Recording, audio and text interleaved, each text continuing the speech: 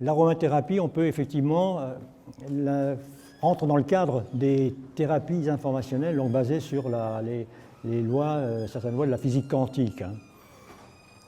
Et c'est ce qui fait tout l'intérêt justement de la chose. Je vais quand même, pour les personnes qui ne connaissent pas ou peu ou pas l'aromathérapie, rappeler certaines notions de base quand même, sans insister longtemps dessus, juste pour rappeler que eh bien, la connaissance et les propriétés des nombreuses plantes, eh bien, c'est notamment justement des plantes aromatiques remontent à la plus haute antiquité. C'est vrai parce que les premiers alambics ont quand même été découverts il y a 5000 ans, donc au Pakistan, ce qui fait que ça remonte quand même à pas mal loin. Et puis, au départ, bien sûr, cette connaissance était intuitive, souvent entachée d'erreurs, c'est vrai, parce qu'on ne connaissait pas comme maintenant les propriétés. Elle s'est affinée évidemment au fil des siècles, parfois bien sûr au prix de sévères déconvenues de la part des personnes qui l'utilisaient sans vraiment savoir ce qu'elle faisait. À tel point que même il y a eu des personnes qui ont laissé la vie. Ça peut encore arriver de nos jours pour les personnes qui utilisent l'aromathérapie, les huiles essentielles, de façon inconsidérée et sans en connaître, comme automédication. Ce n'est pas une médecine douce, hein, ça je le rappelle toujours, c'est une médecine qui est très puissante et qui permet souvent d'avoir des résultats tout à fait remarquables. Donc les plantes aromatiques et leurs essences, ensuite, elles sont un peu passées dans l'oubli, avec justement la chimie de synthèse. Hein, ça, c'est à la fin du 19e siècle, oui, où on a réussi à synthétiser différentes molécules, sachant que toutes les molécules synthétiques sont basées, ça vous le savez certainement, sont basées sur les plantes. 99% des molécules synthétiques ce sont des copies des molécules des plantes. Seulement le problème, c'est que dans ces molécules synthétiques, on extrait uniquement le principe actif, en le concentrant au maximum, d'où évidemment ça peut parfois donner des problèmes, des effets secondaires. Je ne dis pas qu'il n'y a pas d'effets secondaires en aromathérapie, mais ils sont extrêmement rares dans la mesure où on sait les utiliser, bien sûr. Voilà, donc l'aromathérapie a été un petit peu négligée. Et puis ensuite, bien sûr, cette aromathérapie a reconquis toutes ses lettres de noblesse, grâce aux problèmes des effets secondaires de la médication de synthèse. Puisqu'on a constaté que les huiles essentielles pouvaient souvent remplacer, au moins complémenter, certaines thérapies de synthèse. Alors cette utilisation abusive est la conséquence d'une médecine se souciant davantage, je dirais, de faire disparaître les symptômes d'une maladie, plutôt que de prendre en charge le patient et l'être total qu'il représente. Chaque être humain est un hologramme, et vouloir uniquement enlever les symptômes, c'est un peu comme la partie émergée d'un iceberg. Hein. Vous enlevez le 9e de l'iceberg, par la poussée d'Archimède, l'iceberg va remonter, il y aura un autre morceau qui va émerger de la surface de l'eau. C'est un autre symptôme qui apparaît, alors que le précédent avait disparu. Et jusqu'à ce que l'iceberg soit effondu, soit on a réussi à l'équilibrer correctement. Donc c'est un petit peu ça, finalement, au lieu de prendre vraiment, de considérer le terrain de la personne, et c'est ça qui est important, si vous voulez guérir de quelque chose, il faut réharmoniser d'abord le terrain. Et c'est là justement qu'avec l'aromathérapie quantique, on y arrive également, en plus de l'aromathérapie conventionnelle. Et là, justement, les découvertes de la physique quantique ont permis de mieux comprendre l'action des huiles essentielles et d'affiner leur approche thérapeutique, notamment sur le plan des résonances vibratoires, parce que tout est une question de résonance. Dans l'univers, tout est résonance, en fin de compte. Et ça, je le développerai un petit peu plus loin, de façon à ce que ce soit plus clair. Donc, les travaux modernes éclairent d'une lumière nouvelle les mécanismes d'action des plantes aromatiques, tant au niveau physique et psychique, au travers de leur correspondance neuro-hormonale, puisqu'il y a toujours cette correspondance neuro-hormonale qui est essentielle d'en tenir compte, justement, pour arriver à soigner et à guérir correctement. Et il ne faut pas séparer les deux. Je parle du niveau physique et psychique, mais en fait, on pourrait dire physico-psychique, puisque tout est un. Nous sommes une unité. Ça, il ne faut pas l'oublier non plus. Et vouloir justement tout découper en parcelles, je pense que ce n'est pas la bonne voie.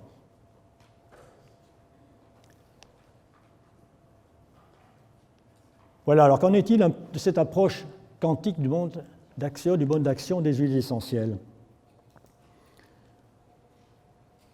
Vous le savez certainement, dans l'univers, tout est énergie vibratoire et l'univers lui-même est vibration. Nous baignons dans un énorme, un fabuleux champ d'énergie vibratoire. Tout est vibration, toute chose possède une fréquence vibratoire qui est propre à chacune des molécules constitutives, non seulement des huiles essentielles, mais aussi de nous-mêmes. Et il ne faut pas oublier que même les choses solides, ce qui apparaît en solide, cette table par exemple, ce sont des fréquences vibratoires, des fréquences de vibration de basse fréquence. Nous sommes dans la densité, mais ça ne veut pas dire qu'il n'y a pas de vibration pour autant. Parce que si vous regardez cette partie-là, la physique nous apprend qu'il y a plus de vide que de plein d'ailleurs. Donc chaque huile essentielle se caractérise par une fréquence précise. Je vais vous donner tout à l'heure un tableau très simplifié, hein, où on a mesuré justement les fréquences vibratoires. Et toute chose, qu'elle appartienne au règne minéral, végétal ou animal, est porteuse d'énergie vitale. Nous sommes tous porteurs d'énergie vitale. C'est ce qui nous fait, par définition même, et c'est un pléonasme, qui nous fait vivre, évidemment. Donc cette énergie vitale se traduit par la présence d'un champ électrique et ou électromagnétique qui est détectable de différentes manières. Et avec les moyens sophistiqués et modernes actuels, on peut effectivement les mesurer de façon de plus en plus précise. Et puis il existe aussi d'autres champs, notamment ce qu'on appelle les champs scalaires, qui est une découverte relativement récente. Enfin, Nikola Tesla en parlait déjà, bien entendu, mais c'est quand même par rapport aux autres connaissances, c'est quand même relativement récent. Et c'est quelque chose de fondamental, et on se rend compte qu'effectivement, il y a de plus en plus, on découvre plutôt de plus en plus de choses qui sont régies par justement ces champs scalaires. Voilà, quelques exemples, fréquence d'huile essentielle. Vous voyez que la plage vibratoire des huiles essentielles, et ça c'est des mesures qui ont été faites par un chercheur américain, Bruce Tenio, qui a déterminé les fréquences vibratoires des huiles essentielles. Bon, là, vous avez une liste très restreinte, évidemment, sachant qu'il y a quand même dans le monde plus d'un millier d'huiles essentielles connues maintenant. Donc, plage vibratoire 52 à 320 MHz. Et vous voyez que, par exemple, le basilic vibre à 52 MHz, alors que la rose de Damas à 320 MHz. C'est la fréquence la plus élevée connue jusqu'à présent. Je ne dis pas qu'il y en ait de supérieurs, mais enfin, il est quand même curieux de voir que cette rose de Damas, qui d'ailleurs, et je l'évoquerai je crois un peu plus loin, cette rose de Damas, quand on parle de couleur des huiles essentielles, eh bien elle vibre sur tout le spectre visible, alors que chaque huile essentielle vibre à une fréquence précise des couleurs de l'arc-en-ciel. C'est un domaine un petit peu qui est complémentaire à celui-ci. Là, vous avez les fréquences en comparaison, justement, et ça c'est intéressant à voir, les fréquences vibratoires du corps humain, toujours en mégahertz, toujours par le même chercheur, sachant que, par exemple, la fréquence normale du cerveau, mesurée au niveau de la tête, bien sûr, mesurée entre 6h et 18h, vous voyez, c'est précis hein, quand même, eh bien, elle doit être située entre 70 et 78 MHz. Alors, si vous avez un QI qui dépasse les 150, eh bien, vous vibrez là entre 80 et 82 MHz, le cerveau. Par contre, le corps humain, le corps sain, en bonne santé, si vous voulez, toujours entre 6h et 18h, la mesure se situe entre 62 et 68 MHz. Et ça, ce sont des mesures qui sont évidemment reproductibles. Ce n'est pas juste une mesure à un moment donné, bien entendu. Et vous voyez donc différents organes, par exemple le thymus qui vibre entre 65 et 68 MHz. Vous avez le cœur qui vibre entre 67 et 70 MHz. Alors, lorsque vous avez un problème de santé, comme un simple rhume, votre fréquence vibratoire descend entre 59 et 60 MHz, sachant que la fréquence du corps sain est de 62 à 68. Si vous avez une infection virale, votre fréquence descend à 55 MHz. Les symptômes grippaux, 58 MHz. Un cancer, 42 MHz. Cancer, tout confondu, bien sûr. Et puis, si votre fréquence vibratoire commence à approcher des 20 MHz, faites peut-être appel à une aide parce que ça pourrait servir, ça risque de durer très très longtemps pour vous. Donc en dessous de 20 MHz, eh ben, vous allez passer dans une autre dimension, ce qui n'est pas forcément plus mal, évidemment.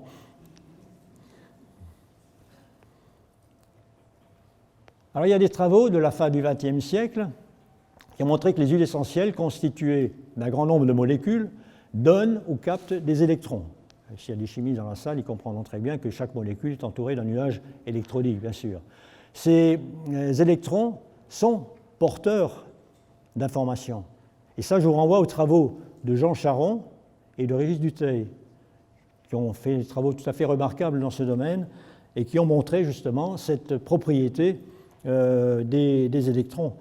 Et là, vous avez justement les 4 propriétés principales énoncées par Jean Charron des électrons. Les électrons qui sont assimilables, je le précise pour ceux qui ne le savent pas, à des micro-trous noirs. Or, dans un trou noir, le temps n'est plus linéaire, c'est un temps circulaire, où il y a accumulation d'informations, c'est-à-dire que ce n'est plus une entropie, l'entropie étant un phénomène marquant le désordre, et la négantropie, ou plus précisément on parle de négantropie non décroissante, va être un facteur d'ordre, va situer l'ordre d'un système dans l'univers. Et donc, dans un électron qui est un micro-trou noir, et pour certains, dans un seul électron, vous avez toute l'histoire de l'univers, toute votre histoire, toute l'histoire de l'univers. Ça peut paraître complètement fou, mais ça aussi, Jean Charron le démontre, et il l'a démontré par, bien sûr, une approche mathématique que je serais bien incapable de vous démontrer ici, bien entendu. Mais toujours est-il que l'électron a la capacité de connaissance, c'est-à-dire qu'il reçoit des informations de l'extérieur. Ces informations, quand vous avez des informations, vous allez les combiner, vous allez réfléchir. Donc c'est ce que fait l'électron ici. L'électron fait une combinaison des informations qu'il a reçues, et c'est la réflexion. Ensuite, grâce à cette combinaison d'informations, il va pouvoir agir soit sur des électrons internes, soit sur des électrons externes au système. Donc ça, c'est la possibilité d'agir de l'électron. Et enfin, c'est la dernière caractéristique qui est l'amour. Vous allez dire, qu'est-ce qu'un électron? L'amour. Ben oui, c'est un amour qui est inconditionnel, il s'agit d'un partage direct des informations. Je dirais, le véritable amour inconditionnel, c'est un partage d'informations d'âme à âme, hein, c'est tout. Bon, dans la mesure où on admet l'existence d'une âme, évidemment. Personne n'est obligé d'y croire. Voilà, et chaque molécule, je rappelle aussi, chaque molécule aromatique ou autre possède un certain nombre de caractéristiques, à savoir la structure chimique, qui est donc mise en évidence par son squelette hydrocarboné, donc les atomes de carbone, entre autres, et différents sites fonctionnels. Également, autre caractéristique, c'est la conformation spatiale de ces molécules, bien sûr, quand on voit ça en 3 dimensions. L'environnement électronique, je vous en parlais tout à l'heure, environnement électronique des molécules, ayant avec soit des charges positives, soit des charges négatives. Alors la configuration, et c'est là que va intervenir justement cette notion d'aromathérapie quantique également, c'est que la configuration spatiale spécifique est contenue implicitement dans la mémoire du génome portée par l'ADN de chaque cellule végétale. Et cet ADN code l'élaboration des molécules chimiques, des essences contenues dans la plante. Alors juste une précision, quand on a une plante aromatique, à l'intérieur de la plante aromatique, vous avez des essences, ce ne sont pas des huiles essentielles. Une petite nuance, sachant que l'essence, c'est le produit brut à l'intérieur de la plante, alors que l'huile essentielle, elle est obtenue suite à la distillation. La distillation avec une certaine température, et la température peut modifier un certain nombre de molécules. Donc on ne parle plus d'essence, mais d'huile essentielle. Il faut faire la différence, ce n'est pas tout à fait la même chose, si on est un petit peu précis dans le domaine. Donc, élaboration des molécules chimiques des essences contenues dans la plante. Et là, vous avez un petit schéma montrant l'élaboration, la biosynthèse terpénique, parce qu'il y a différentes voies dans l'élaboration des essences, hein, toutes basées au départ sur la chlorophylle, qui va être transformée ensuite dans la feuille, en différentes substances. Et on a dans cette biosynthèse aromatique 2 voies principales, ce qu'on appelle la voie des terpénoïdes et la voie des phénylpropanoïdes. Hein. Bon, là, vous avez la voie dans la biosynthèse du thymol et du carbacrol. Voilà, donc, et vous voyez donc les modifications au niveau des positions des radicaux au niveau de la molécule aromatique.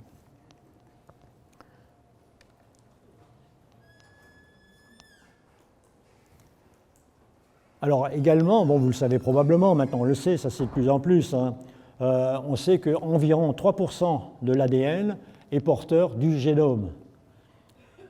Et cette partie, seulement 3%. Hein, et cette partie est comparable, on le compare à un cristal apériodique.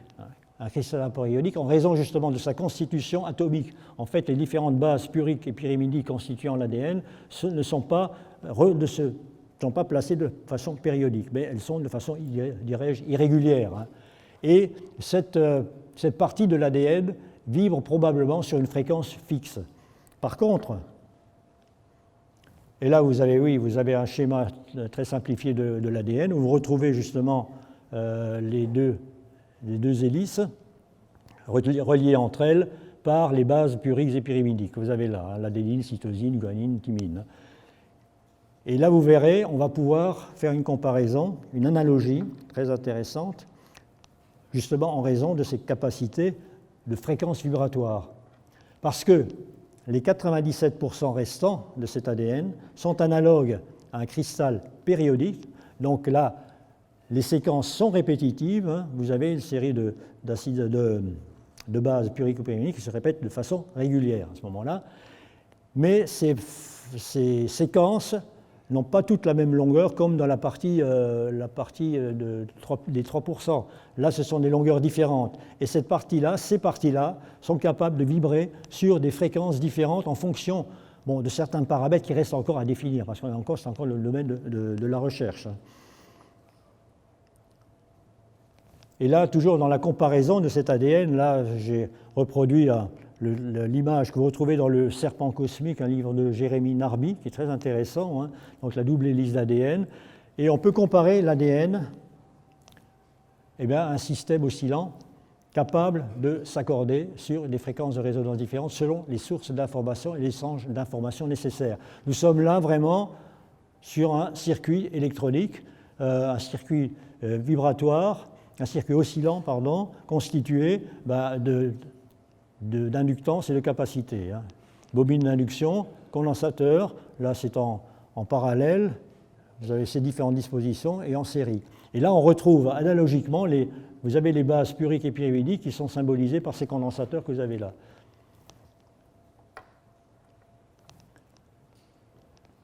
Or, on sait, avec les travaux, entre autres, de Fritz Albert Pope, que l'ADN émet des photons. Et il s'agit d'une émission photonique de très basse fréquence, située dans le spectre de la lumière visible, mais à très haut niveau de cohérence. Et ça, vous savez tous ce que c'est une émission laser. C'est une émission laser à basse énergie, mais c'est une émission laser quand même. Et c'est par cette émission laser, justement, grâce à cette émission laser, les biophotons en question sont susceptibles de transporter des informations capables de créer des images à caractère holographique pour les acheminer vers les électrons constituant notamment les huiles essentielles, enfin les essences ou les huiles essentielles, mais aussi vers les électrons de l'organisme qui va être traité par les huiles essentielles. Donc ces biophotons constituent un langage cellulaire de communication d'informations non substantielles, oui, on ne les palpe pas évidemment, mais qui permettent d'échanger des informations entre cellules d'un même organisme et entre des organismes différents. Cet échange se fait évidemment, cette communication se fait très rapidement, notamment grâce à un support dont on parlait ce matin, je crois, de l'eau, hein, l'eau qui est donc la partie fondamentale de l'organisme vivant. Donc, et ces biophotons, on peut imaginer aussi qu'ils interviennent probablement dans le fonctionnement des champs morphiques, hein, les champs morphiques ou morphogénétiques que Rupert Sheldrake notamment a décrit avec beaucoup de précision. Alors pour Fritz Albert Pope et Régis Dutheil, le champ électromagnétique créé par l'ensemble des émissions photoniques d'un être vivant pourrait constituer ce que nous appelons la conscience. Bon, il y a encore beaucoup de chercheurs qui cherchent la conscience dans le cerveau. Personnellement, je n'y crois pas. Vous êtes libre de croire ce que vous voulez, évidemment. Mais je pense que la conscience est située dans une autre dimension. Elle n'est pas dans notre troisième dimension. Et c'est ce qui fait intervenir, justement, et je vais tout de suite vous le préciser, en fait, ce champ de conscience donc, est d'ordre luminique, c'est-à-dire parce qu'il est constitué de photons, photons étant les particules de lumière, hein, qui se déplacent à la vitesse de la lumière. Et ce champ de conscience se trouve à l'interface entre l'espace temps relativiste, donc celui où nous nous trouvons tous en ce moment, c'est l'espace de troisième dimension, espace relativiste, qui est infraluminique, et la supraconscience supraluminique qui est d'ordre tachyonique. Et les tachyons, donc, ce sont des particules ou des entités, disons plutôt, encore relativement hypothétiques, qui se déplacent plus vite que la lumière. Ça, c'est Régis Dutel qui a fait des travaux très intéressants, entre autres, il y en a d'autres qui en font, bien sûr, mais qui font des travaux dans ce domaine-là. Donc vous voyez que c'est curieux, ce champ de conscience, qui est donc cette interface qui nous permet en fait de communiquer entre nous-mêmes et, disons, cette supraconscience. Mais qui permet aussi, par la même occasion, aux essences et aux huiles essentielles d'apporter leur champ d'information. Alors, ces travaux suggèrent d'ailleurs qu'en plus des biophotons, les cellules communiquent entre elles à l'aide des ondes scalaires. Voilà, je parlais tout à l'heure d'ondes autres que les ondes électromagnétiques, les ondes scalaires, dont le résonateur principal, et ça a été démontré, je crois, assez récemment, mis en évidence, c'est l'ADN. Et ces ondes scalaires se déplaceraient à des vitesses justement supraluminiques, et on peut se poser la question, est-ce que justement ils porteraient plutôt ces tachyons du champ de supraconscience évoqué par Régis Dutheil. Alors ceci nous amène à une remarque importante, et ça c'est fondamental, ça vous le savez sans doute aussi, et ça c'est mesurable, même l'influence de nos pensées sur la fréquence vibratoire de notre organisme. Vous savez que chacune de nos pensées, chacune de nos intentions crée un champ électromagnétique. Ça, c'est quelque chose qui est maintenant démontré. On peut le mesurer à l'aide justement des électroencéphalogrammes, à l'aide des IRM, on peut montrer qu'il y a des choses qui se passent. Donc, influence de notre pensée sur la fréquence vibratoire de notre organisme. Ça, c'est très important parce que vous voyez que les pensées négatives réduisent de 12 MHz la fréquence de notre corps. Souvenez-vous, 62, 68 MHz. Ça baisse de 12 MHz. Par contre, les pensées positives augmentent notre fréquence vibratoire de 10 MHz. C'est intéressant. Donc, plus on a des pensées positives, mieux ça vaudra pour nous.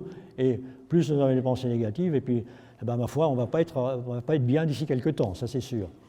Par contre, il y a également une chose très intéressante, la prière, en dehors de toute connotation religieuse. La prière peut se faire de différentes façons, mais la prière et la méditation augmentent justement les niveaux de fréquence d'une mesure de 15 MHz. Donc vous voyez tout l'intérêt de procéder à ce genre de pratique, si je puis dire.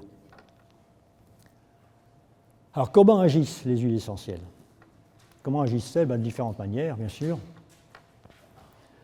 Schématiquement, je résume évidemment, deux modes d'action sont possibles. L'un à un premier niveau et l'autre à un deuxième niveau. Ça, vous direz, ça c'est un scoop, ma foi. Non, je précise, rassurez-vous. Le premier niveau concerne la configuration spatiale des molécules, leur agencement et leur proportion au sein de l'huile essentielle ou de l'essence, rendant compte d'une action que j'appelle en surface. En surface, rappelez-vous l'iceberg, la partie émergée de l'iceberg, donc sur le symptôme. Et puis, le deuxième niveau, qui est beaucoup plus subtil, qui consiste en un apport d'informations de la part des électrons de l'huile essentielle vers les électrons de l'organisme malade, eux-mêmes en liaison avec le système vibratoire de l'ADN de la cellule malade. Et ces informations de régulation ou de rééquilibration également de terrain perturbé, cette mise en résonance rendre compte justement de cette action en profondeur. Et plus la résonance sera bonne, et plus on arrivera rapidement à réharmoniser le terrain de la personne et donc à guérir, pas seulement à soigner, mais à guérir, parce qu'il y a une nuance entre les deux, évidemment. Et à ce niveau, il y a transmission de données informationnelles. Et les huiles essentielles n'agiront plus à dose pondérale, et c'est là que ça devient intéressant, mais infinitésimale. Et il y aurait là communication directe d'électron à électron avec mise en résonance, partage d'informations, et on peut appeler ça un véritable acte d'amour thérapeutique. Et je vous renvoie là au nouveau aux travaux de Jean Charron qui parlait dans ces 4 propriétés de l'électron.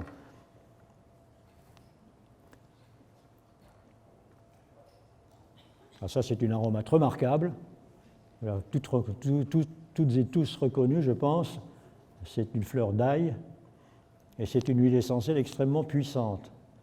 Ceci dit, si vous voulez éloigner quelqu'un de vous, ou vous voulez éloigner les gens d'une personne, vous lui glissez discrètement une goutte d'huile essentielle d'ail sur son vêtement, il n'y aura plus personne autour d'elle.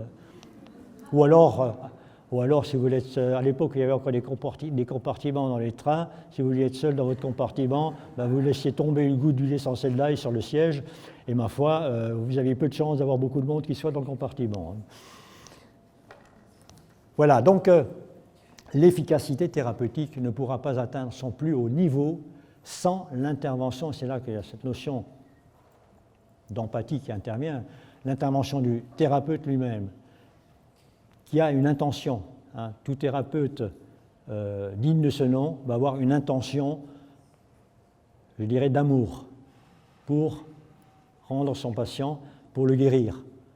L'amour focalisé au travers de son acte sur le patient, dynamisant ainsi les réserves allanthropiques de la personne. Vous savez qu'on est tous sujets, bien sûr, à l'entropie d'un système. Donc l'anthropie, c'est la stabilisation, si vous voulez, en quelque sorte, pendant un certain temps, de cette dégénérescence progressive. Donc cet acte d'amour va potentialiser, va stimuler le potentiel d'auto-guérison. Et je voudrais préciser que nous avons en nous, tous, sans exception, un potentiel d'auto-guérison énorme. Nous sommes tous capables de nous guérir, mais à condition de savoir et de le mettre en fonctionnement.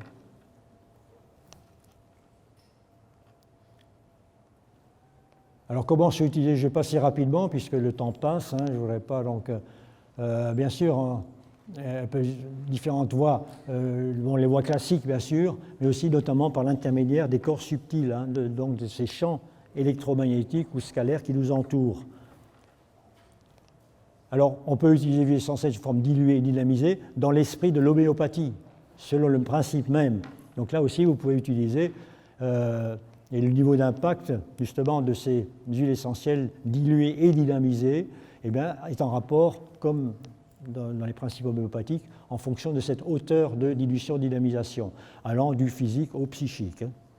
Bon, il serait trop long de développer, mais enfin...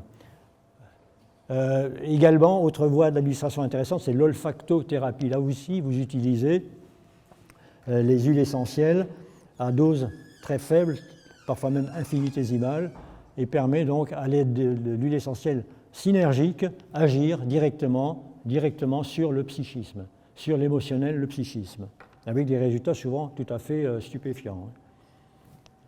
Voilà. Et il y a des nouveaux dispositifs actuellement qu'on commence à trouver dans certains milieux hospitaliers, associant l'olfaction, les couleurs, le son et les images en troisième dimension. Donc il y a accès direct au centre nerveux par les voies olfactives, avec donc cette action psycho-émotionnelle. Et puis également, et là je vais passer aussi, mais c'est très, très intéressant également, les huiles essentielles et les couleurs correspondantes, ce qu'on appelle la color-thérapie intégrée à l'aromathérapie. Et cette correspondance est évidemment en relation avec la nature et les propriétés des couleurs capables de transmettre des informations au milieu dans lequel elles sont en contact. Propriétés notamment, pour ceux qui connaissent la color-thérapie ou chromatothérapie, c'est la même chose, propriétés des couleurs dites chaudes, des couleurs dites froides. Voilà, là vous avez la rosace des couleurs avec les couleurs correspondantes. Voilà. Donc ces couleurs envoient une information qui sera captée par les structures énergétiques de l'organisme, notamment nos enveloppes énergétiques et le système neuro-endocrinien également. Voilà. Et donc là aussi, tout ça, on peut se retrouver dans les travaux de Charron et de Pope. Donc ces structures organiques constituées d'électrons qui ont capté le message informationnel, en l'occurrence thérapeutique, dont elles ont besoin pour se rééquilibrer. Et les huiles essentielles possèdent chacune une couleur qui couvre celle de la gamme de l'arc-en-ciel. Alors ces informations sont également de nature vibratoire, en rapport avec non seulement la composition moléculaire des huiles essentielles, mais aussi leur couleur propre. Pourquoi ? Les plantes aromatiques s'imprègnent des fréquences vibratoires des teintes de leurs fleurs, et la plupart des essences et huiles essentielles, qui ont une couleur propre également, possèdent une fréquence vibratoire correspondante à une couleur du spectre visible. Et on peut admettre que la fréquence vibratoire couleur de l'huile essentielle soit la conjugaison entre la fréquence de la fleur et la fréquence propre de l'huile essentielle, d'où chaque essence ou huile essentielle est susceptible d'émettre une radiation correspondante à sa couleur, radiation pouvant induire une résonance de la part de l'organisme sur lequel la substance est appliquée. Et on parle là de fréquences de résonance primaires. Mais il y a aussi des fréquences de résonance secondaires. Et vous voyez, là, je passe un petit peu plus vite, la fréquence vibratoire concernée par la fréquence vibratoire moléculaire de l'huile essentielle, qui peut aussi interférer ou s'ajouter à la fréquence vibratoire couleur, et donc réaliser cette fréquence de résonance secondaire avec l'organisme visé. Et puis un remède, je disais à l'instant, n'agit jamais seul, uniquement par lui-même, parce que son efficacité pourrait être optimale grâce à l'intervention du thérapeute, vecteur privilégié de l'amour de celui qui est. Vous en faites ce que vous voulez, là, qui est un paramètre occulte, mais essentiel de tout acte thérapeutique. Et là, on parle de fréquence de résonance ternaire.